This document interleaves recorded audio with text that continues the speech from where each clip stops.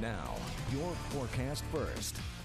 I'm Chief Meteorologist Craig Flint. Good evening, everybody. Nice night out there. Give the air conditioner a break. Leave the windows open. Clear sky now as we look downtown.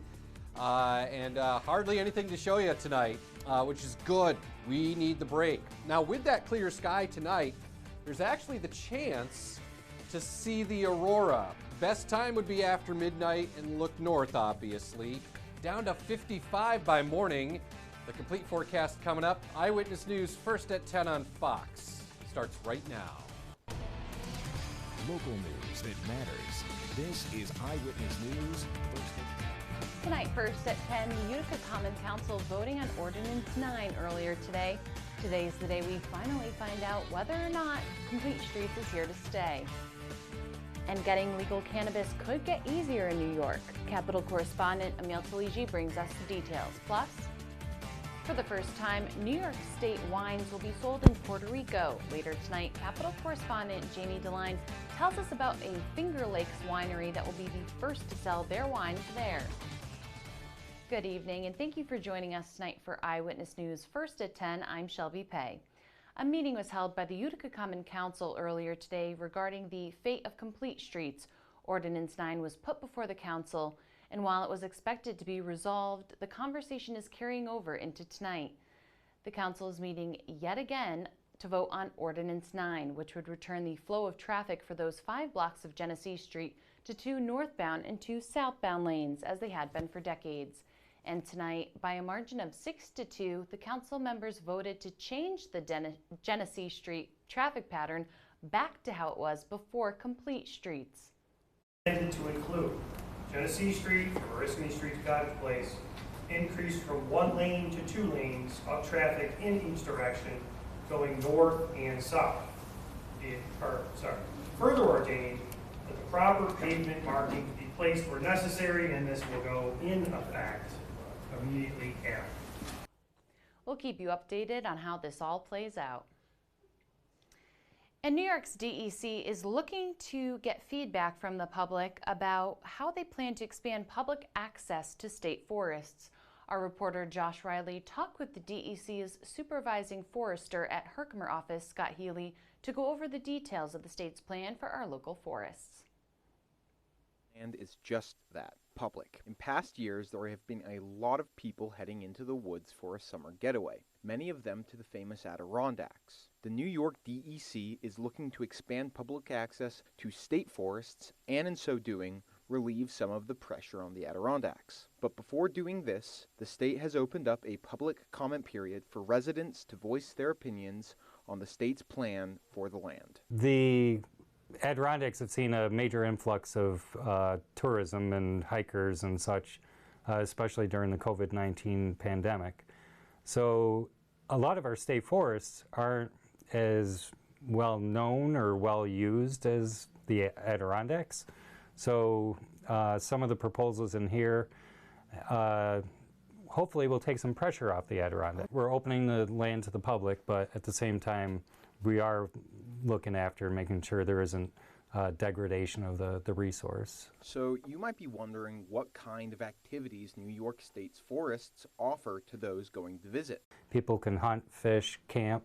There's snowmobiling is a large activity that takes place on state forests. Lately, over the past 10 years, I'd say the mountain biking community has really taken off. So I asked how the public comment period factored into the DEC's plan to expand access to all the activities which are already available in the state's forests. So a document like the Adirondack Foothills Unit Management Plan, we consult with these groups, and we also reach out to the public to see what their thoughts are. And based on all that feedback, we develop a management plan. Once the public comment window closes, Scott and his office will go over the responses, make any adjustments that are needed, and then put the management plan into effect. Here is why Scott thinks that the state forests contained within the plan will be a great place for Central New Yorkers to spend some of their free time. The forests in the Adirondack Foothills plan, they do share some of the same characteristics. So even though you're not in the Adirondack Park, you kind of get the feel that you are. So I think that fits in with the whole taking pressure off the Adirondacks by providing some other opportunities nearby that are outside the Adirondacks. Reporting from Utica, Josh Riley, Eyewitness News, first at 10. And getting legal cannabis could get easier in New York. The Office of Cannabis Management approved a measure known as the Cannabis Growers Showcase. Our Capitol correspondent Amel Taliji has more. Hopefully they get these rules and regulations out fairly quickly. And, you know, it's summertime too. You know, you don't want to buy weed in the middle of the winter, you know? Jeremy Jimenez is CEO of Honest Farm Co. He says he has an excess 1,000 pounds of cannabis. I'm told among all growers, there's 250,000 pounds of flower waiting to be sold, an oversupply from the 2022 growing season. Cultivators prepare the product thinking more dispensaries would have opened shop by now. The Cannabis Growers Showcase seeks to fix that issue, making sure extra products have an opportunity to be sold. The showcase will allow 3 growers to partner with 1 retailer to sell their products at certain festivals and events. This includes farmers and processors. But John Kagia, Director of Policy at OCM, tells me including a processor is optional. As far as where these events will be held, these can be at the farms of our growers, or at the manufacturing facilities of our processors, or even at our retail locations. The showcase can be held at events approved by OCM, such as locations that have not opted out of cannabis sales. It cannot be held at an event where the majority of those attending are under the age of 21 or a place that receives federal funding. We're going to be evaluating the proposals and submissions as they come in. Assemblywoman Donna Lupardo and chair of the Agriculture Committee says this is long overdue. We have been truly desperate over what Senator Hinchey and I have described as an agricultural emergency. Even in the meeting, they described our farmers as the anchors of the cannabis supply chain. So it's long overdue. Welcome news. The applications open up tomorrow. Reporting in Albany, Amel Taliji. Coming up tonight on Eyewitness News at 10, the Powerball and Mega Millions jackpots have swelled to record amounts once again. We'll have more on that later, plus your lottery drawing. And New York isn't the only state looking to benefit from chips. More on that coming up next.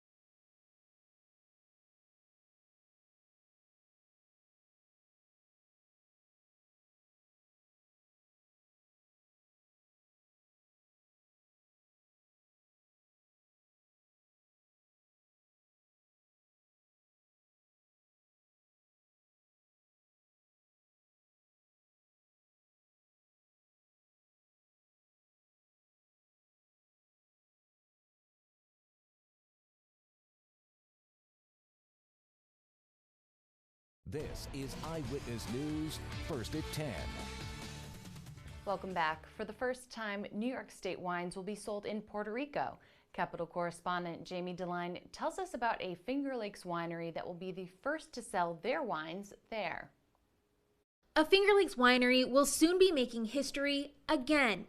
Megan Frank says it was her great-grandfather, Dr. Constantine Frank, who first planted European grape varieties in New York State. He basically utilized a technique that was very common in Europe, whereby you graft American rootstock with vinifera, the European sort of piece of the vine, and that was successful. So that was the first time, Chardonnay, Riesling, Pinot Noir, Cabernet Sauvignon, all of these varieties were possible. Frank says this created a quality revolution for New York winemaking.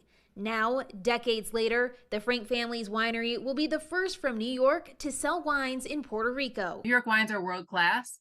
They are premium wines. They deserve recognition and respect, and they deserve to be accessible by wine enthusiasts all over the world, not just here in New York. New York wines are known to pair well with a wide variety of foods, and according to Frank, Puerto Rican cuisine included. We have our Dr. Constantine Frank line. We have some Rieslings that we're exporting, which pair so beautifully with the flavors and with the cuisine, the seafood, the citrus flavors that is so prevalent. Wines from the winery's second label, Salmon Run, will be exported as well. While Dr. Constantine Frank Winery is the first from New York to expand sales into Puerto Rico, it likely won't be the last. We know that many other wineries are already working with the really passionate team at the New York State Office of Trade and Tourism, and we really look forward to having more New York wines available in that market really soon. Reporting in Albany, I'm Jamie DeLine. And the Powerball and Mega Millions jackpots have swelled to record amounts once again, and you know what that means. Huge interest in a lot of big dreams floating around our region from people who just can't wait to live their best life. But winning the lottery is just the beginning of a big journey. Pix 11's Jay Dow has been talking to some folks about the upcoming lotto drawings and how to handle all of that money. So many people, including Mike from East Harlem, seem to have a plan on how they are going to win the next lottery jackpot. I think picking your actual numbers is better than randomly. So the quick pick ticket I bought yesterday, I should just throw it away? No, you'll never throw nothing away. This time there are two huge jackpots, attracting a lot of attention from a lot of people. You haven't heard? Nope. We didn't say everyone. So just in case you haven't heard, the Mega Millions is now at $720 million. The cash option is just over $369 million, possibly yours with a $2 ticket. The drawing, Friday at 11 p.m. And the Powerball jackpot is now so big, many digital storefront signs can't even handle it. It's now a whopping $1 billion. The Powerball cash option is just over $516 million, the same ticket price, $2, and that drawing is 11 p.m. Wednesday. Jaheem isn't wasting any time. If that is the case, I'm going to have to call my mama. She know the lucky numbers and everything. If you are lucky enough to win, that likely will not be the end of your worries. No! Have you seen what happens to lottery winners? Which is why we decided to consult with Vivian Tu, founder and CEO of Your Rich BFF. 1, tell no one. People change up when this amount of money is involved. She's a former Wall Street trader who now routinely dispenses plenty of lottery and other financial advice to millions of followers across all social media platforms. I would say doing as much preparation as possible so that you're able to claim anonymously if that's allowed, or that you've spoken to an estate planning attorney. So Your Rich BFF stresses focusing on the long term.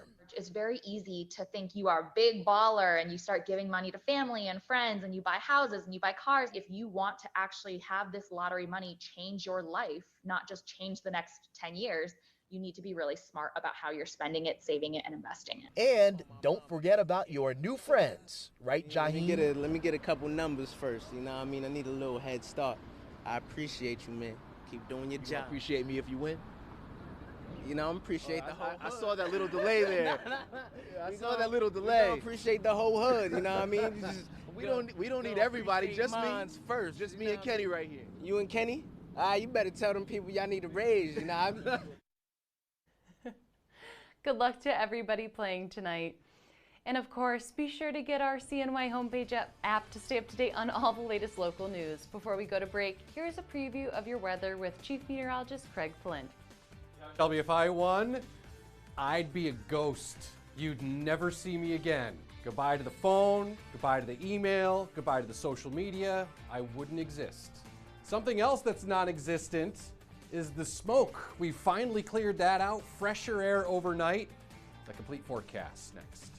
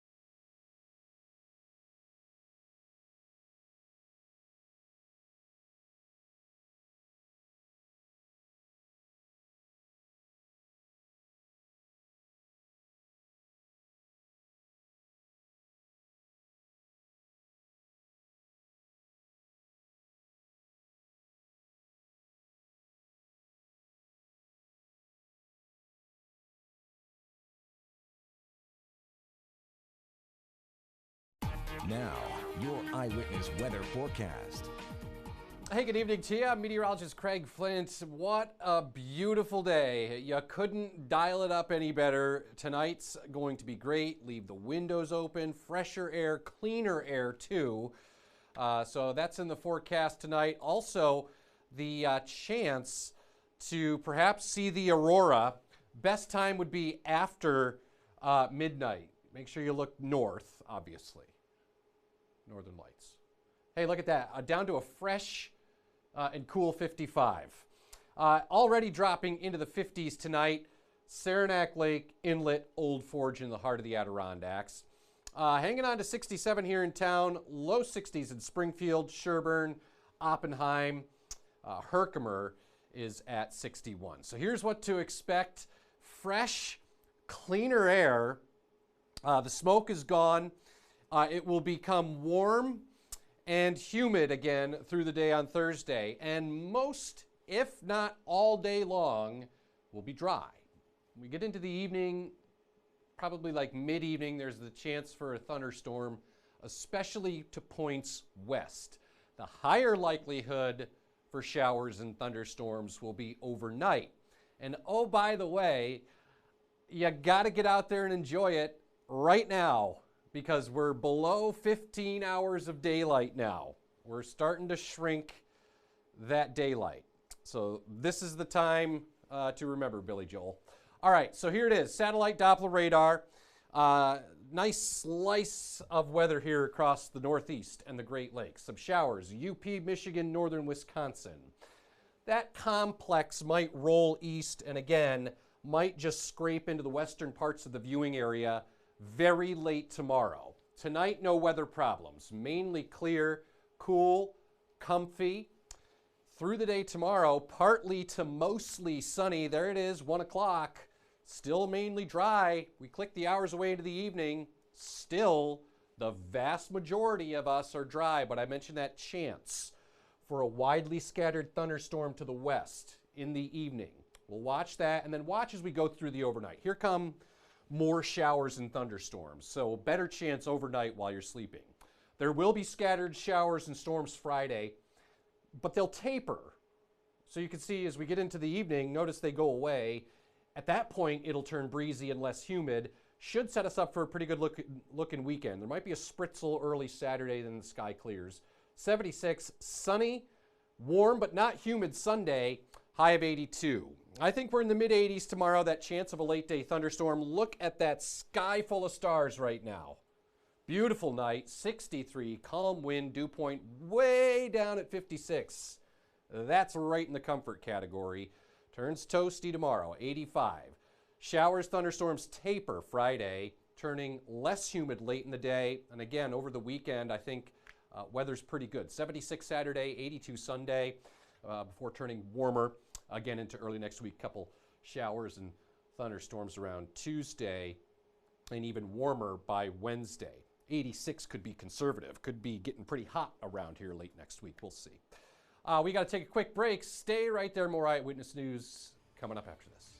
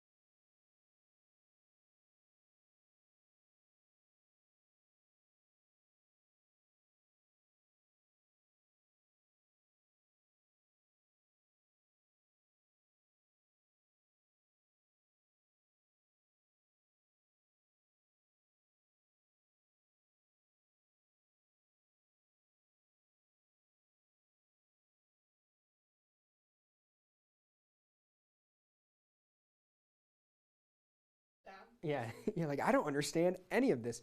Yeah, check, 1, 2, 3. Good evening, I'm Brendan Miller with Eyewitness Sports. Yep.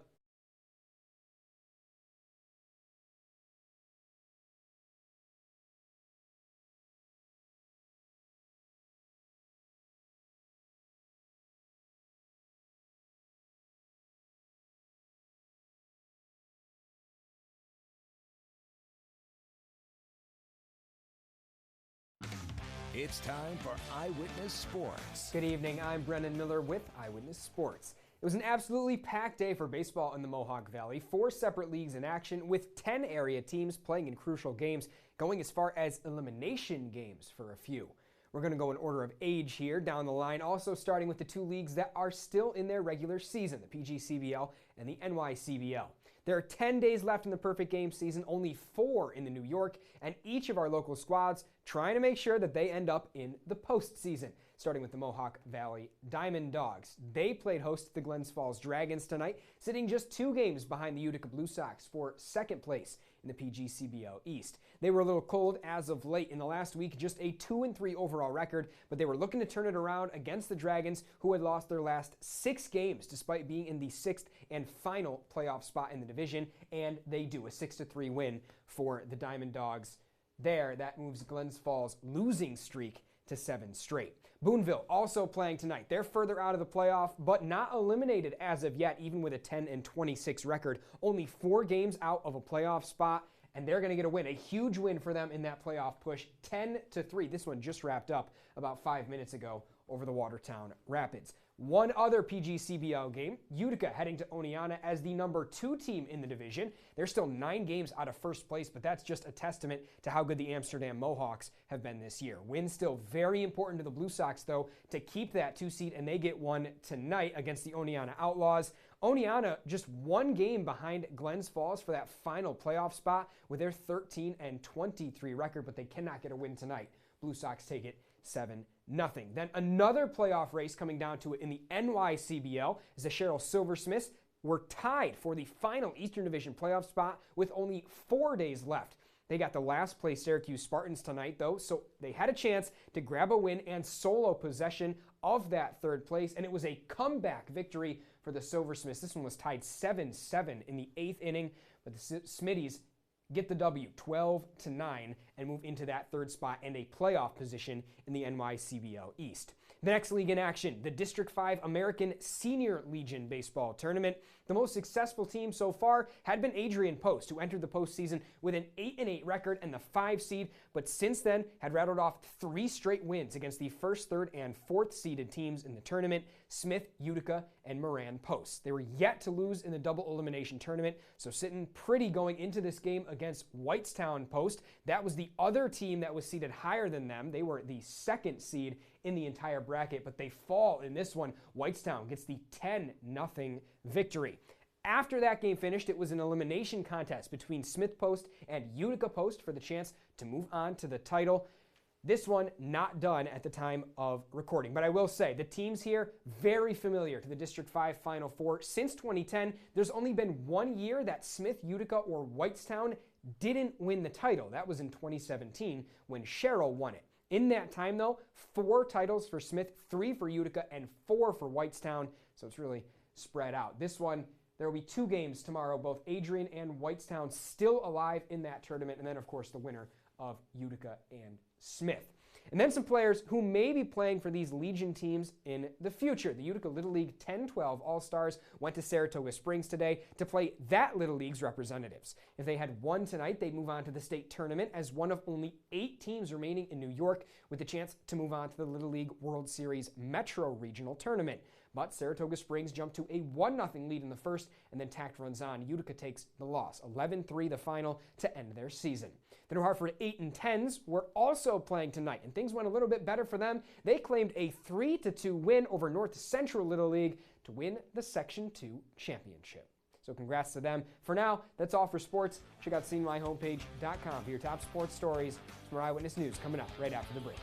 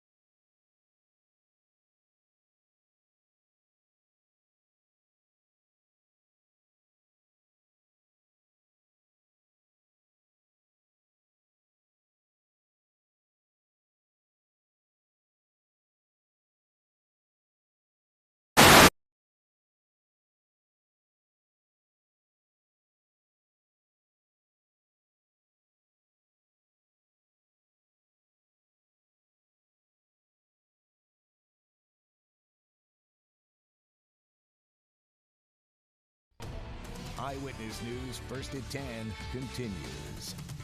All right, that's all for Eyewitness News First at 10. Thank you for staying up with us tonight. We'll see. Okay. The U.S. Senate is looking to speed up domestic manufacturing provisions included in the CHIPS Act. Washington correspondent Rashad Hudson has more. Ohio Democratic Senator Sherrod Brown says he's working to prevent delays in domestic chip manufacturing. We want to just keep any kind of bureaucratic obstacles out of the way. Brown is building off of the CHIPS Act passed by Congress last year. He says his bill will strengthen domestic supply chains, lower costs, and improve national security. We are finally burying the term Rust Belt in this country. And the way we're doing it is bringing American production back. Brown says the bill will also speed up federal environmental reviews for microchip projects. We want to make sure this construction happens as fast as possible for Intel and for the feeder companies in the supply chain. The promise of that legislation is it's supposed to cause a lot of money to flow into American semiconductor manufacturing. And of course, that's supposed to be good for our workers. Ohio Republican Senator J.D. Vance joined the Senate after the CHIPS Act passed. He supports its goals, but says the Biden administration isn't moving fast enough. This is not rocket science. The money has been appropriated. The law has been passed. We really need the Biden administration to do its job and to get that money out the door. Deputy Commerce Secretary Don Graves says the money is on its way. I expect that we're going to see a lot of these investments rolling out, specifically in the semiconductor industry, in the next few months. And Graves says some semiconductor projects are already underway. Reporting in Washington, Rashad Hudson. All right, now that's all for Eyewitness News at 10. We'll see you back here again tomorrow. Have a great night.